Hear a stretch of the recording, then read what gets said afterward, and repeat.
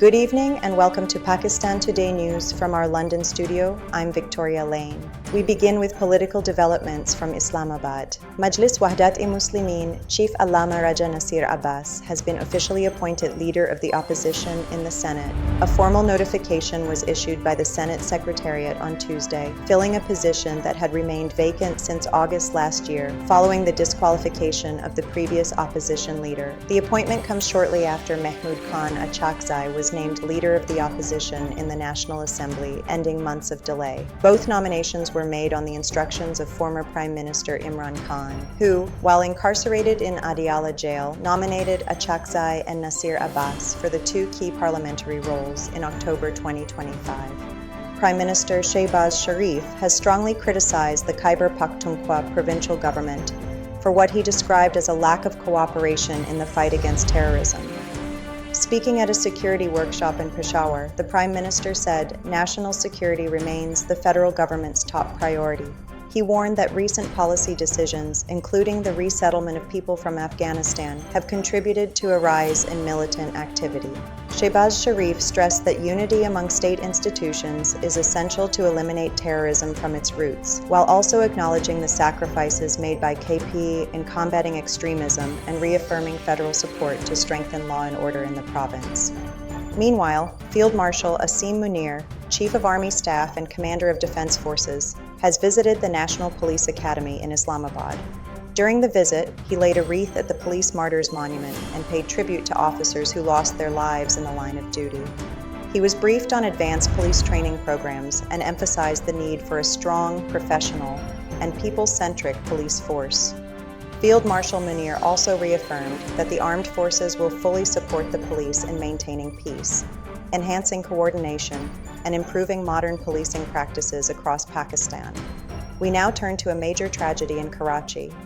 A massive fire at Gul Plaza on MA Jinnah Road has caused devastating losses, with at least 26 people confirmed dead, dozens injured, and more than 60 still missing. For more on this, we're joined by our correspondent, Clara Bennett in Karachi. Clara, what's the latest? Victoria, rescue operations here are still underway as firefighters work to control remaining hotspots inside the gutted building. The fire spread rapidly through the multi-story shopping complex, destroying more than 1,000 shops and leaving many families without their sole source of income. Traders estimate financial losses could reach nearly 100 billion rupees, raising serious questions about safety compliance in commercial buildings. Experts say overcrowding and poor fire safety measures significantly worsened the scale of the tragedy, while authorities are now focusing on victim support and accountability. Thank you, Clara Bennett, reporting from Karachi. Internationally, U.S. President Donald Trump has shared what he claims are private messages from French President Emmanuel Macron. The messages, posted on Trump's Truth Social account, suggest Macron offered to host a G7 meeting in Paris following the World Economic Forum in Davos. They also reference cooperation on global issues such as Syria and Iran, while questioning Trump's stance on Greenland. Macron reportedly proposed inviting leaders from Ukraine, Denmark, Syria, and Russia, along with an offer of a private dinner. French officials have so far declined to comment on the disclosure. In Australia, Parliament has passed tougher gun control and hate crime laws in response to the deadly Bondi Beach mass shooting, the country's worst in decades. The lower house approved legislation introducing a national gun buyback program, stricter background checks, and harsher penalties for hate crimes. The bills now head to the Senate, where bipartisan support is expected.